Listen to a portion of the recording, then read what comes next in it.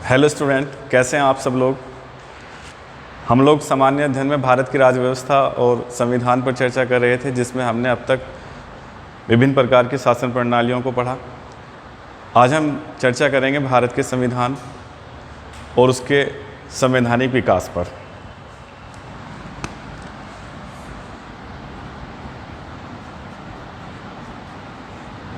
भारत में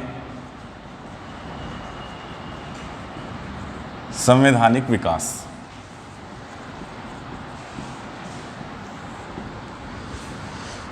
संवैधानिक विकास की अगर बात करें तो भारत में मुख्य रूप से जो संवैधानिक विकास हुआ है वो अंग्रेज़ों के समय से हुआ था। जब ईस्ट इंडिया कंपनी भारत में आई और एक व्यापारिक कंपनी के रूप में उसने अपना आप को यहाँ स्थापित किया और धीरे धीरे राजनीतिक शक्ति के रूप में उसने यहाँ पर अधिकार प्राप्त किए, तो इसके पश्चात उसने भारत में संविधान और नियम, एक्ट आदि को भारत में लागू करना प्रारंभ किया। यद्यपि अगर देखा जाए तो पहली यूरोपियन शक्ति पुर्तगाल रहे जो भारत में आए थे, लेकिन जिसने भारत पर शासन किया वो ब्रिटिश यानी अंग्रेज़ थे। अंग्रेज़ों के शक्ति का प्रारंभ भारत में अगर देखा जाए तो वो स्टार्ट होता है 1600 ईस्वी के चार्टर एक्ट से, जिसके द्वारा महारानी एलिजाबेथ ने भारत में ईस्ट इंडिया कंपनी को 15 वर्षों के भारत या भारत जैसे अन्य पूर्वी देशों के साथ व्यापार करने का अधिकार दिया, जो 15 वर्षों के लिए दिया गया था। और ईस्ट इंडिया कंपनी की स्थापना भी उसी चार्टर एक्ट के माध्यम से 31 दिसंबर 1600 ईस्वी को हुई थी। प्रारंभ में ईस्ट इंडिया कंपनी में के निदेशक मंडल में 24 सदस्यों को रखा जाता था, जो ईस्ट इंडिया कंपनी को चलाते थे, उसके नियम और कानूनों को बनाते थे। और इस तरह भारत में उसने अपना व्यापार प्रारंभ किया, लेकिन धीरे धीरे उसने भारत में राजनीतिक सत्ता हासिल की। और फिर जब वो राजनीतिक पावर के रूप में भारत में विकसित हुई, तो किस तरह से भारत को में अधिनियमों को लागू किया जाए, किस तरह से भारत का शासन चलाया जाए, कौन भारत के लिए अधिनियम बनाएगा, इन सब के आधार पर ब्रिटिश सरकार नियम बनाकर भारत में ईस्ट इंडिया कंपनी के माध्यम से लागू कराती थी। तो पहले हम देखते हैं ईस्ट इंडिया कंपनी की स्थापना।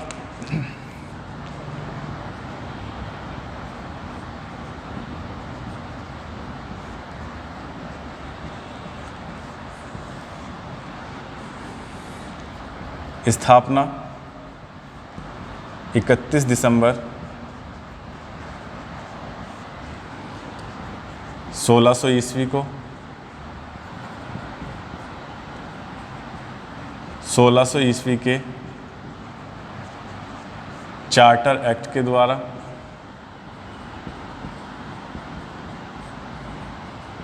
महारानी एलिजाबेथ के आदेश से हुई थी।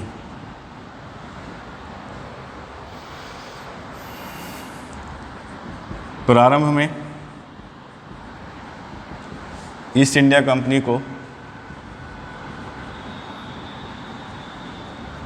पूर्व के साथ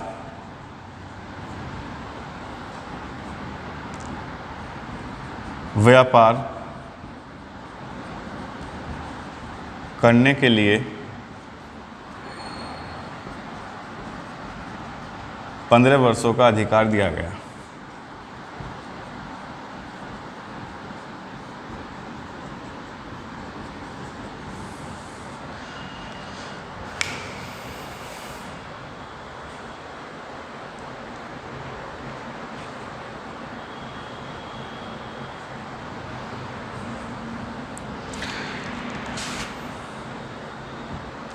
ईस्ट इंडिया कंपनी का जो प्रशासन है वो एक निदेशक मंडल के द्वारा चलाया जाता था, जिसमें 24 सदस्य थे।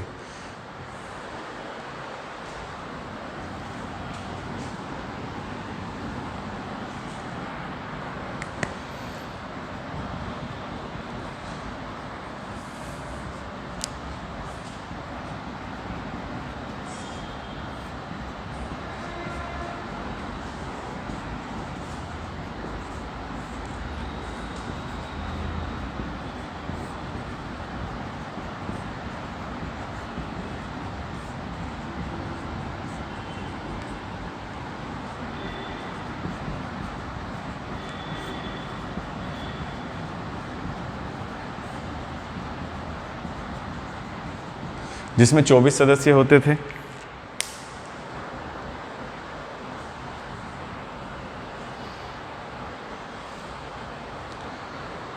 अगर हम अंग्रेज़ों के या ईस्ट इंडिया कंपनी के शासन को भारत में बांटें तो प्रारंभ में 1600 ईस्वी से स्टार्ट होकर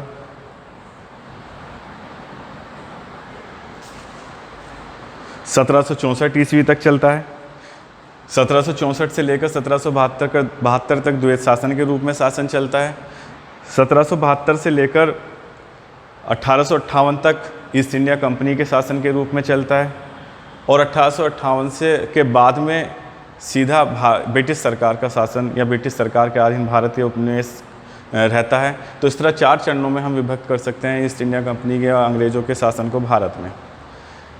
भारत में अगर हम बात करें तो ईस्ट इंडिया कंपनी का जो शासन प्रारंभ होता है वो मुख्यतः प्लासी के युद्ध से होता है। 1757 में प्लासी का युद्ध होता है जिसमें बंगाल के नवाब सिराजुद्दौला को अंग्रेज़ों द्वारा पराजित किया जाता है और ब्रिटिश शासन की नींव भारत में पड़ती है।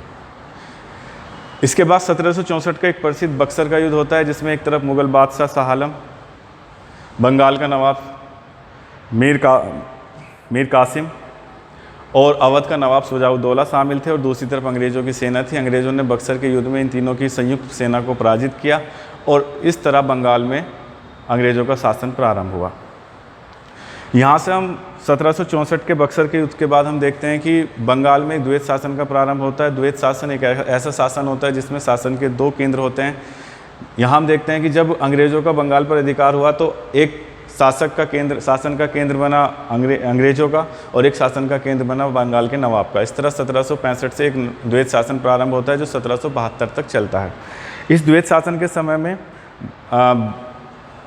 ईस्ट इंडिया कंपनी और बंगाल के शासन के दौरान या व्यापारिक अधिकारों के दौरान हम देखते हैं कि काफ़ी भ्रष्टाचार कंपनी में रहा, जिस कारण कंपनी में घाटा हुआ और उसने 10 लाख पाउंड की मदद ब्रिटिश सरकार से मांगी। ब्रिटिश सरकार ने इस मदद को देने के बदले उस भ्रष्टाचार की जांच के लिए एक समिति का गठन किया जिसको हम कहते हैं गुप्त समिति, जो प्रधानमंत्री लॉर्ड नाथ ने गठित की थी। गुप्त समिति की सिफारिश के आधार पर पहला अधिनियम 1773 में ब्रिटिश सरकार ने बनाया जो भारत में ईस्ट इंडिया कंपनी के माध्यम से लागू किया गया। तो इस तरह 1773 का जो रेगुलेटिंग एक्ट है वो पहला अधिनियम रहा जो ब्रिटिश सरकार ने भारत में ईस्ट इंडिया कंपनी के माध्यम से लागू किया।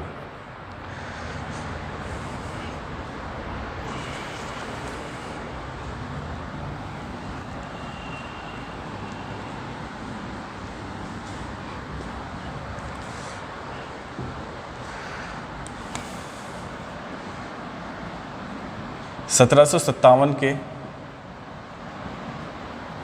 प्लासी के युद्ध से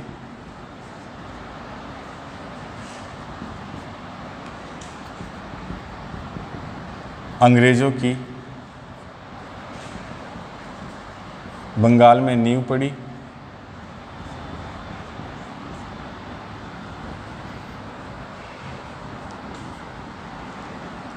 (1764) के बक्सर के युद्ध से अंग्रेज़ों का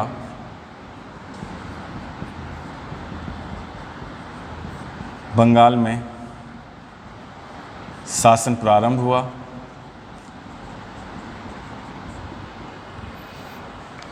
(1764) के बक्सर के युद्ध के पश्चात अंग्रेज़ों ने भारतीयों से 2 संधि की, दो इलाहाबाद की संधियाँ की और इलाहाबाद की संधि के माध्यम से अंग्रेज़ों को बंगाल, बिहार और उड़ीसा में दीवानी के अधिकार प्राप्त हुए, यानी राजस्व वसूलने के अधिकार प्राप्त हुए। इस तरह से बंगाल में अंग्रेज़ों का शासन प्रारंभ होता है 1764 के बक्सर युद्ध के पश्चात।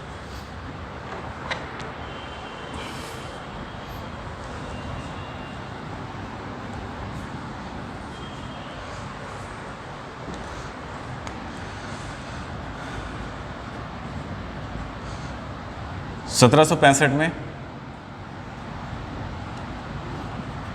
अंग्रेज़ों को बंगाल, बिहार और उड़ीसा के दीवानी अधिकार प्राप्त हुए।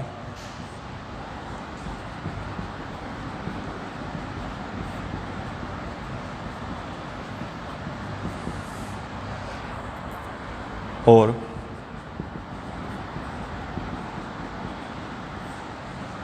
बंगाल में द्वैत शासन का प्रारंभ हुआ।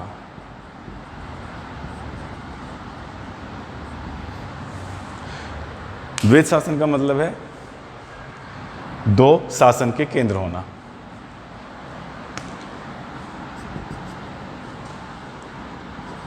फर्स्ट अंग्रेज, सेकंड नवाब।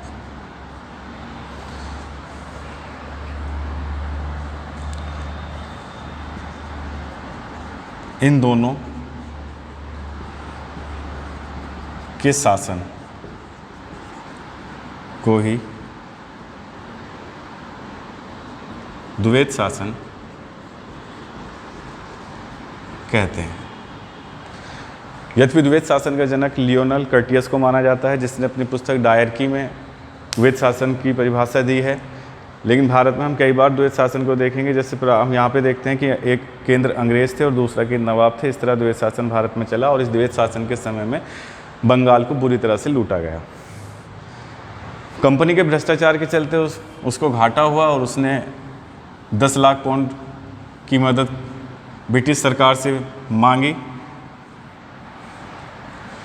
और ब्रिटिश सरकार ने एक समिति गठित की, गुप्त समिति, जिसकी सिफारिश के आधार पर रेगुलेटिंग एक्ट पास किया गया, जो पहला अधिनियम था भारत में ब्रिटिश सरकार के द्वारा जो लागू किया गया था।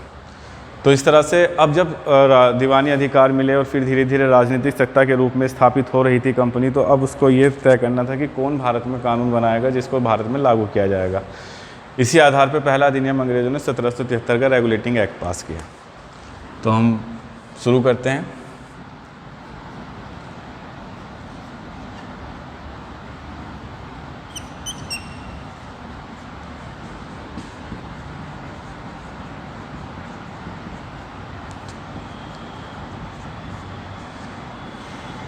सत्रह सौ तिहत्तर का रेगुलेटिंग एक्ट।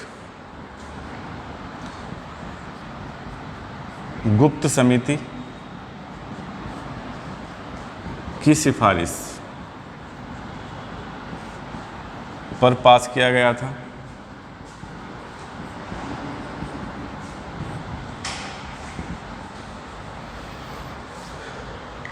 अब ये जो अधिनियम जब भारत में लागू हुआ, पहला अधिनियम था जो ब्रिटिश सरकार ने लागू किया था, जब ये भारत में लागू हुआ तो भारत में शासन के या भारतीय उपनिवेश में शासन के 2 केंद्र रहे, एक इंग्लैंड में था और एक भारत में था।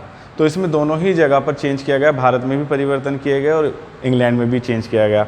इंग्लैंड में जो चेंज मुख्यतः रूप से हुआ वो ईस्ट इंडिया कंपनी का जो निदेशक मंडल था, जिसमें 24 सदस्य थे, जिसको हम कोर्ट ऑफ डायरेक्टर भी कहते थे, उसमें परिवर्तन किया गया। और भारत में जो क्षेत्र था ब्रिटिश ईस्ट इंडिया कंपनी का, उसको बढ़ाया गया, गवर्नर जनरल की शक्तियों को बढ़ाया गया। इस तरह दोनों जगह पर परिवर्तन हुए। इस अधिनियम के माध्यम से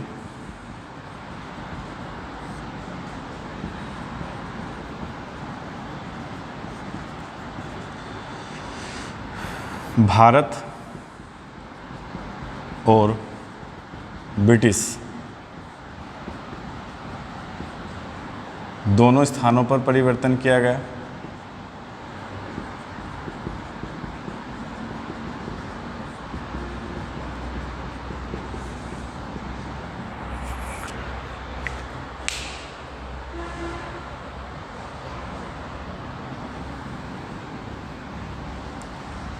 इन परिवर्तनों को हम इस प्रकार समझ सकते हैं।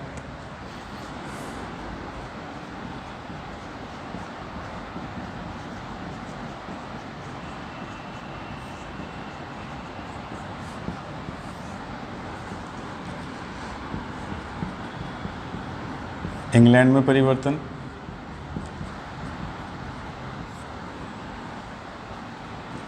भारत में परिवर्तन।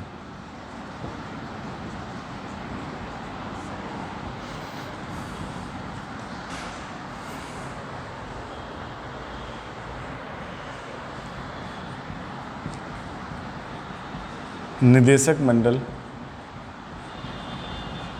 का कार्यकाल 4 वर्ष किया गया।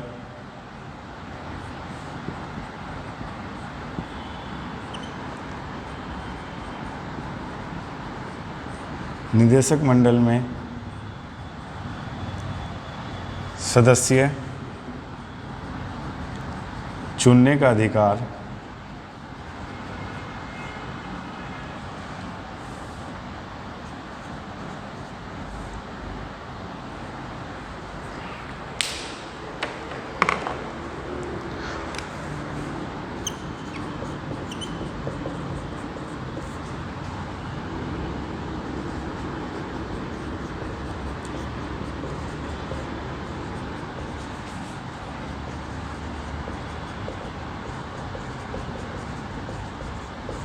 जो 1000 पाउंड वार्षिक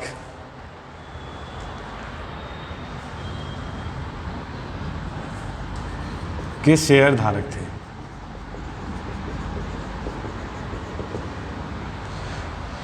तो ये परिवर्तन मुख्य रूप से इंग्लैंड में जो हुआ वो निदेशक मंडल में किया गया।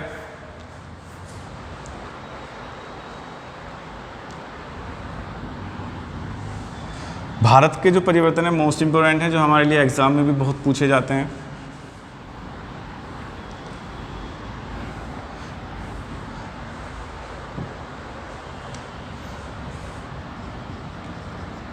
भारत में परिवर्तन,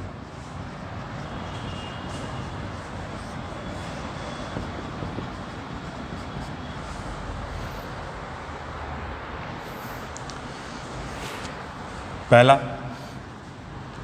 भारत में ब्रिटिश शासन का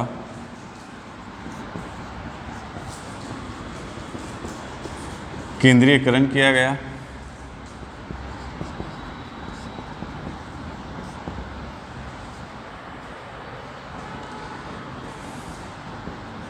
बम्बई और मद्रास प्रेसिडेंसी को कलकत्ता प्रेसिडेंसी के अधीन किया गया।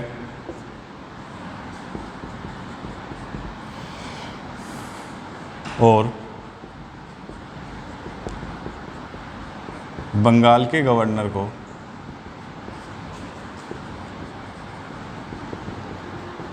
बंगाल का गवर्नर जनरल कहा गया।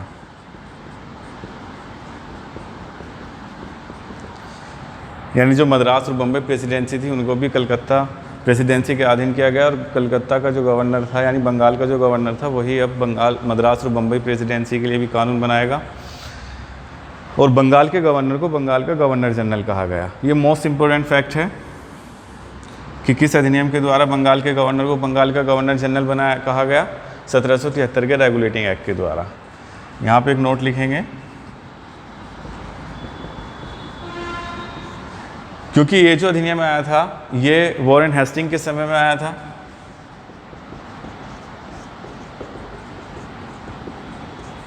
उस समय जो गवर्नर था वो वॉरेन हेस्टिंग था बंगाल का, जब ये अधिनियम 1772 में पास हो गया, 1773 में भारत में लागू हुआ। तो वॉरेन हेस्टिंग के समय में ही बंगाल के गवर्नर को बंगाल का गवर्नर जनरल कहा गया। तो इसलिए बंगाल का पहला गवर्नर जनरल जो बना वो वॉरेन हेस्टिंग था। बंगाल का प्रथम गवर्नर जनरल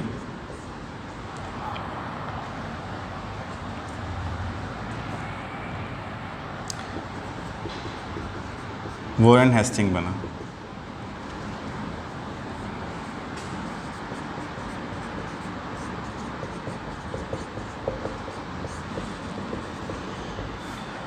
वॉरेन हेस्टिंग बना।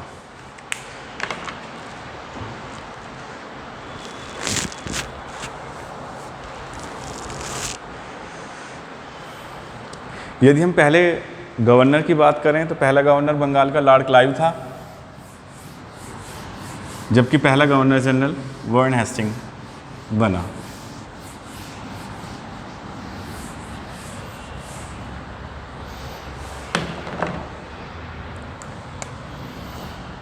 दूसरा मोस्ट इम्पोर्टेंट प्रावधान था गवर्नर जनरल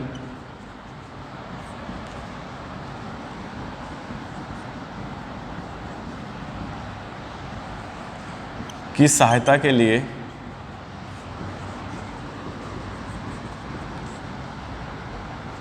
एक कार्यकारिणी परिषद बनाई गई, जिसमें 4 सदस्य शामिल किए गए।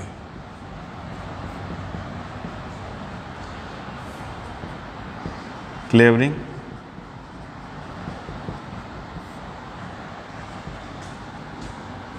Francis बरवेल, monsoon.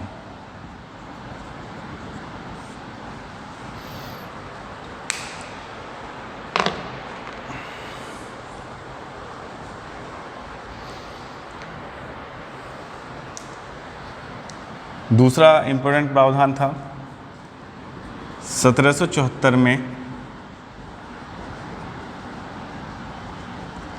कलकत्ता में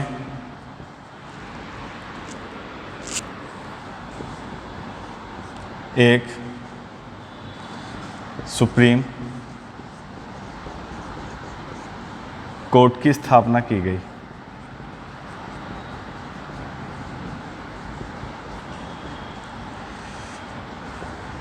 जिसमें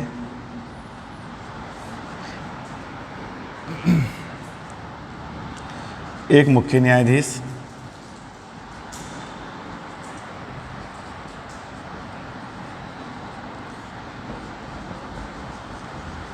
एलिजा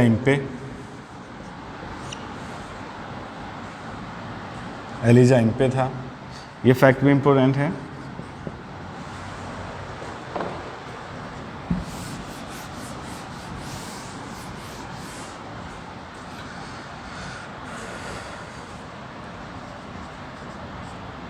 इस न्यायालय में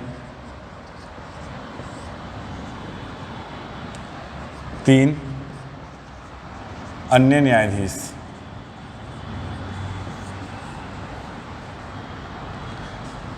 हम इनको एचसीएल में याद करेंगे। हाइट, चैम्बर, लेमेस्टर।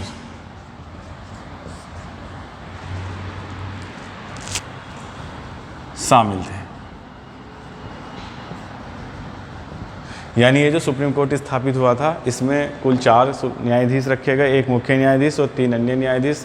मुख्य न्यायाधीश एलिजा इम्पे था, मोस्ट इम्पोर्टेंट फैक्ट है, और 3 अन्य न्यायाधीश एचसीएल यानी हाइट, चैम्बर और लेमेस्टर को इसमें नियुक्त किया गया था। इस तरह इस अधिनियम के द्वारा भारत में यानी बंगाल में एक सुप्रीम कोर्ट स्थापित हुआ। यद्यपि इसके खिलाफ प्रीवी काउंसिल में भी अपील की जा सकती थी। तो इस तरह से इस अधिनियम के द्वारा भारत में मुख्य रूप से गवर्नर जनरल की शक्ति का केंद्रीकरण किया गया और उसको गवर्नर की जगह गवर्नर जनरल कहा गया और भारत में सुप्रीम कोर्ट की स्थापना की गई।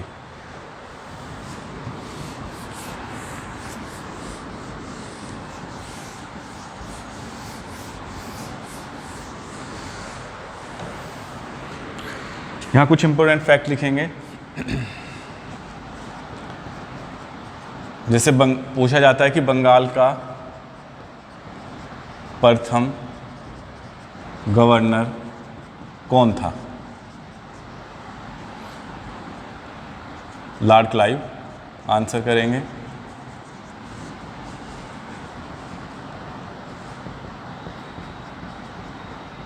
बंगाल का प्रथम गवर्नर जनरल वॉरेन हेस्टिंग, जो किस अधिनियम से बना था? 1773 के रेगुलेटिंग एक्ट से।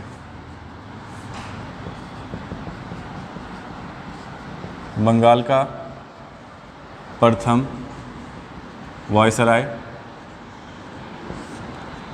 लॉर्ड कैनिंग, इस अधिनियम को हम आगे पढ़ेंगे। 1858 के अधिनियम के द्वारा इसको बनाया गया था। तो पहला वायसराय अगर पूछेंगे तो लॉर्ड कैनिंग है, लेकिन अंतिम गवर्नर जनरल पूछेंगे तो भी लॉर्ड कैनिंग ही होगा, क्योंकि इसी को गवर्नर जनरल के पद से फिर वायसराय का पद में बदल दिया गया था 1858 के अधिनियम के द्वारा।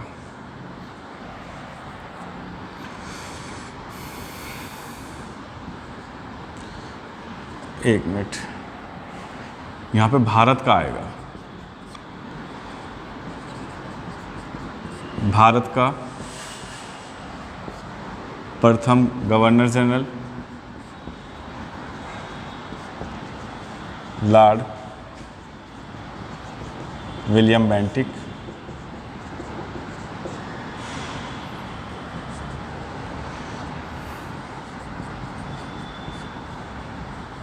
स्वतंत्र भारत का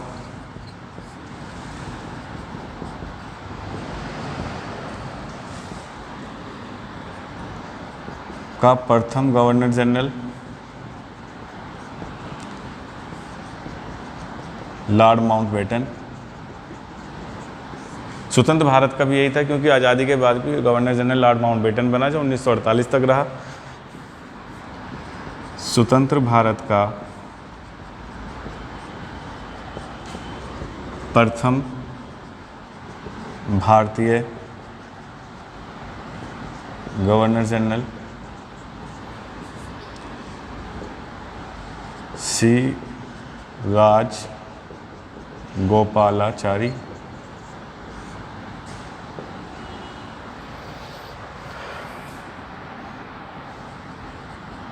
स्वतंत्र भारत का अंतिम गवर्नर जनरल सी राजगोपालाचारी। तो ये बड़ा कन्फ्यूजन वाले क्वेश्चन रहते हैं जो यहाँ पे हमने लिखे हैं, ये मोस्ट इंपोर्टेंट है, सारे के सारे पेपर में पूछे जा चुके हैं। तो इस तरह पहला अधिनियम हमने 1773 का रेगुलेटिंग एक्ट पढ़ा।